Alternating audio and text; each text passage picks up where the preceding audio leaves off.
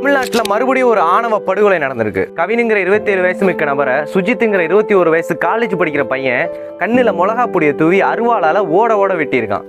இதெல்லாம் எதுக்காக?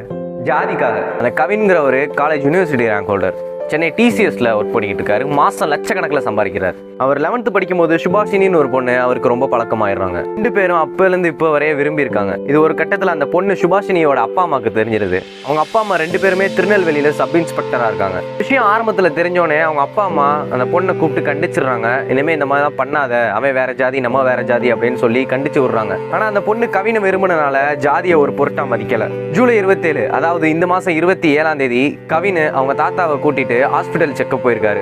சுபாஷினியோட தம்பி சுஜித் ஹாஸ்பிட்டலுக்கு போயிருக்காரு. அப்பா அம்மா அவங்கள்ட்ட பேசணும்னு சொன்னாங்கன்னு சொல்லி சுஜித்தை கவின் வண்டியில ஏத்திட்டு போயிடுறாரு. கவினும் ஏதாவது பாசிட்டிவான விஷயமா இருக்கும்னு நினைச்சு தான் அவரோட வண்டியில ஏறி போயிருக்காரு. போற வழியில ஆள் நடமாட்டமே இல்லாத ஒரு இடத்துல நிறுத்தி ஒரு முகத்துல மிளகா பொடியை தூவி மறைச்சு வச்சிருந்த அருவாளை எடுத்து கொடூரமா வெட்ட ஆரம்பிச்சிட்டாரு. கவினு என்ன பண்றதுன்னு தெரியாம பதட்டத்துல ஓட ஆரம்பிச்சாரு. ஆனா சுஜித் விடாம துரத்தி அருவாளால வெட்டி இருக்காரு. அமெரிக்கா சைனாக்காரெல்லாம் நிலாவுல தண்ணி இருக்கான்னு தேடிக்கிட்டு இருக்கான். ஆனா நம்ம கீழ் ஜாதி மேல் ஜாதின்னு சொல்லி ஆளாளுக்கு ஒவ்வொருத்தனையும் வெட்டிக்கிட்டு செத்து ஜெயிலுக்கு போயிட்டு இருக்கோம். சுஜித்துங்கிற பையனை அரெஸ்ட் பண்ணிட்டாங்க. அவங்க அப்பா அம்மா எஸ்ஐ 2 பேர்த்தையும் சஸ்பெண்ட் பண்ணிட்டாங்க. நம்ம கவர்மெண்ட்ல இருந்து அந்த கவின் ஃபேமிலிக்கு 6 லட்சம் ரூபாய் நிதி கொடுத்திருக்காங்க. வாங்காம எங்களுக்கு நீதி தான் வேணும்னு போராடி இருக்காங்க. இன்னைக்கு கோர்ட்டில் அந்த சுபாஷினி கவினை லவ்வே பண்ணலன்னு சொல்லிடுச்சு.